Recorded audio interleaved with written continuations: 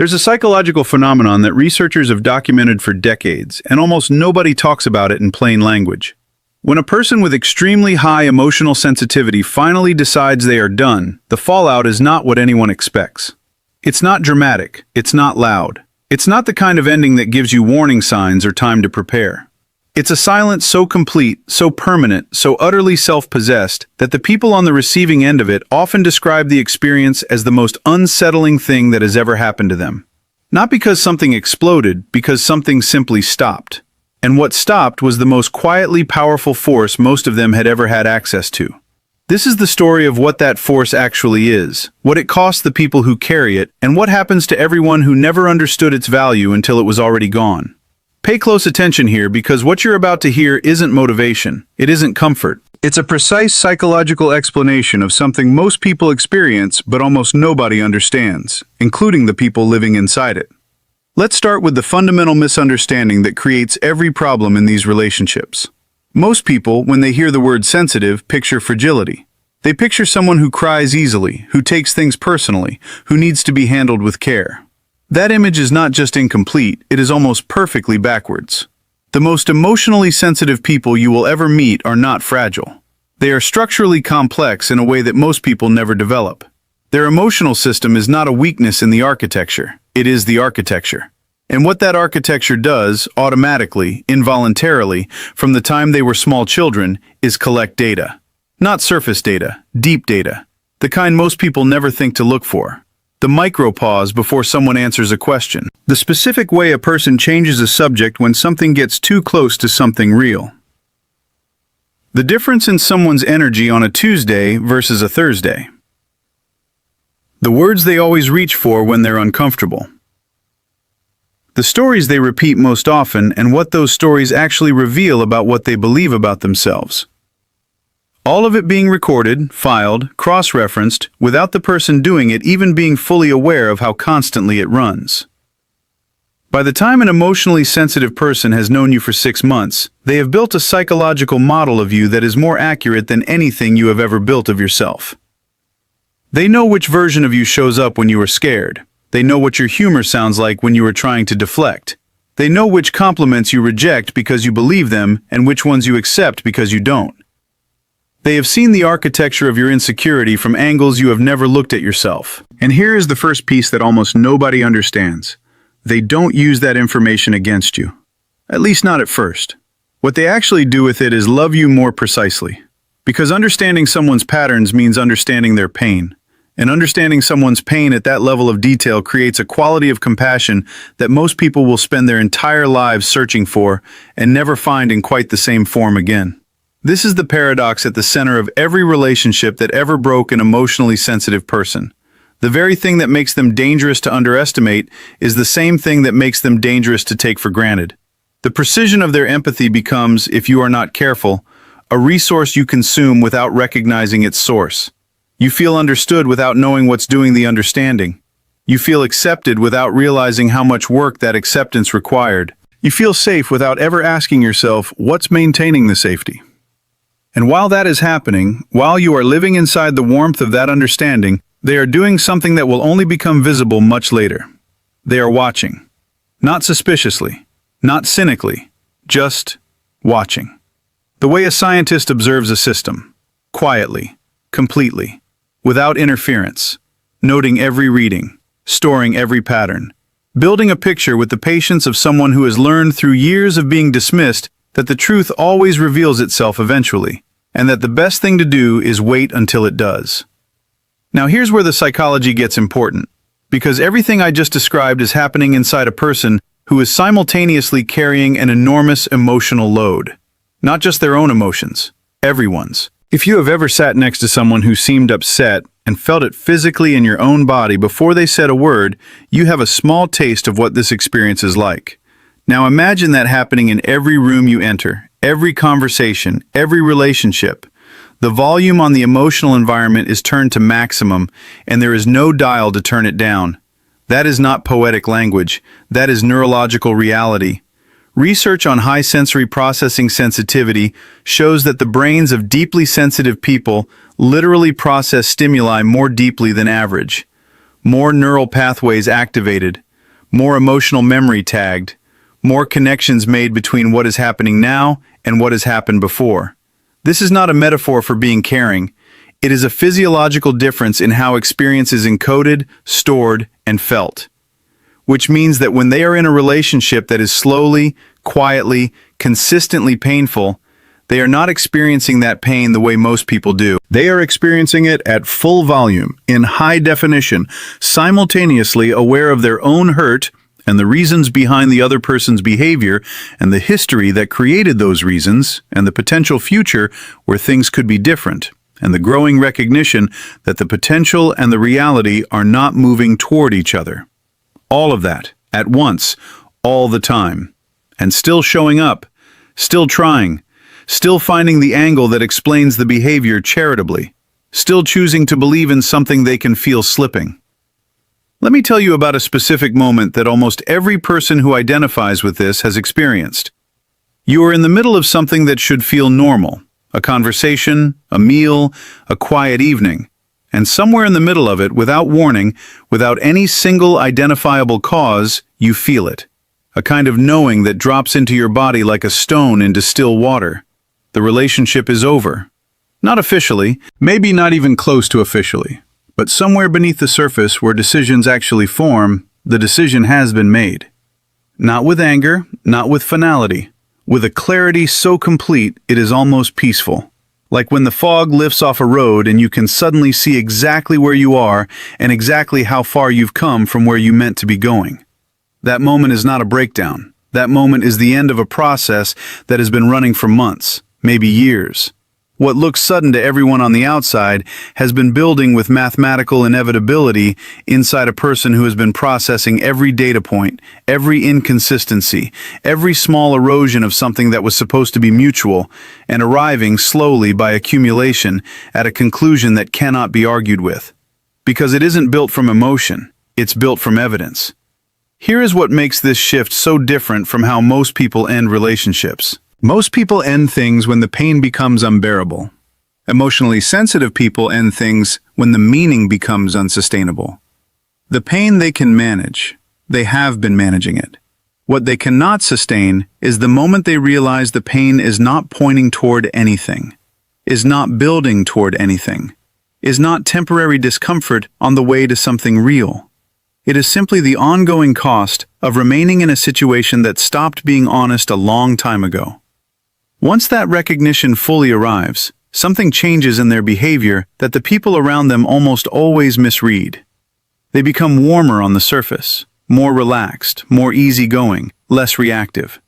And that behavioral shift gets interpreted as improvement, as things finally getting better. It is almost never things getting better. It is the natural calm of someone who has internally resolved a conflict that the other person doesn't even know was happening. The war inside them is over. They know what they're doing. The external peace is not peace with the situation. It is peace with the decision to leave it. While this is happening, something else is happening that is even harder to detect. They are withdrawing their energy in layers so thin that no single withdrawal is noticeable. The text they would have sent at 11 at night, they don't send. The detail they would have shared about their day, they keep. The question they would have asked about yours, they hold back. Each individual piece invisible, the cumulative effect enormous. They are not punishing you. They are not even doing it consciously. They are simply redirecting an energy that was never infinite to begin with back toward themselves. Because for the first time in a long time, they are choosing to apply their awareness inward instead of outward. And you, if you are the person on the other side of this, will not notice it happening. You will not notice because the warmth they're showing on the surface while this is occurring is real. It is the genuine warmth of someone who no longer needs anything from you. And that kind of warmth, warmth without need, warmth without agenda, warmth from someone who is already free inside the relationship while you still believe you're both inside it together, feels like the best version of them you have ever experienced. You will think you are finally getting what you always wanted, just as they are finally letting go of wanting to give it to you. The departure, when it comes, will feel like a lightning strike on a clear day. There were no clouds, there was no thunder. Everything seemed perfect, except everything you just heard. Accept all of that. Accept the 100 quiet withdrawals you never registered. Accept the dozen small signals you received but didn't know how to read. Accept the warmth that you mistook for presence when it was actually already the beginning of absence. And what happens next to you is what most people in these dynamics were completely unprepared for. Because the loss of an emotionally sensitive person is not a loss like most losses. Most losses leave a vacuum you can slowly fill back up. You make new connections. You find new people who offer versions of what you had. The gap closes over time because what you lost was, in some important sense, replaceable. Not this. What you lost when you lost this person was not the person. It was the experience of being completely known. The specific quality of attention they offered. The way they understood not just what you were saying, but why you were saying it. The way they saw through the versions of yourself you showed the world and chose the real one anyway. That experience does not replicate. You can find new relationships. You can find interesting people, attractive people, successful people, kind people. What you cannot find, or at least cannot find easily or quickly, is another person who has accumulated years of precise, compassionate, deeply attentive knowledge of exactly who you are under every layer you built to survive this world. That takes time. It takes a particular kind of person, and it takes that person choosing to invest in you. They invested. They are no longer choosing to. And the world suddenly feels like a place with worse lighting, colors slightly less saturated, interactions slightly less nourishing. You cannot name it, you cannot explain it, you just know something is missing, and you know, if you're honest with yourself, you know exactly when it left.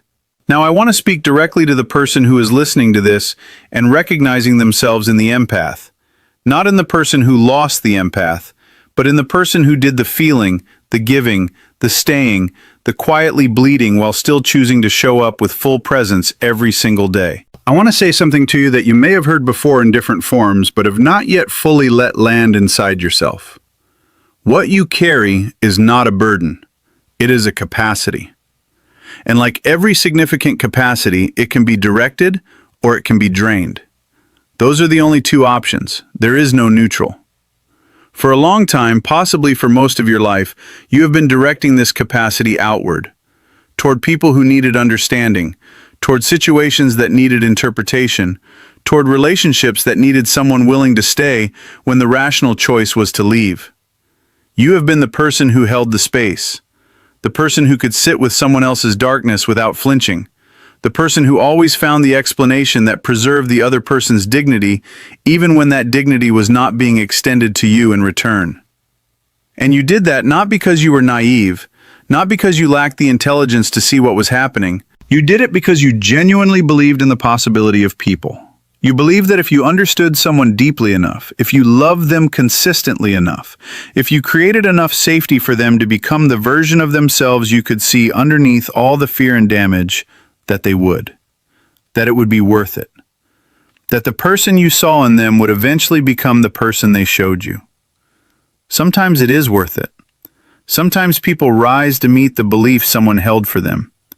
But sometimes, and you know this, sometimes the person you believed in used your belief as permission. Not consciously, not cruelly in most cases, but functionally. Your patience became their ceiling. Your understanding became their escape from accountability. Your capacity to absorb harm without leaving became a reason to keep offering it. And the version of them you were waiting for never came, not because it didn't exist, but because your presence made it unnecessary to arrive. This is the hardest recognition in the entire architecture of what it means to be someone who feels deeply. The love you gave was real. The care was real. The investment was real. And still, it was the wrong direction. Not because the person was wrong, not because the love was wrong, but because a capacity aimed entirely outward at someone who is not growing from it eventually exhausts the very thing that made it extraordinary. So what does redirection look like in practice? It doesn't look like walls.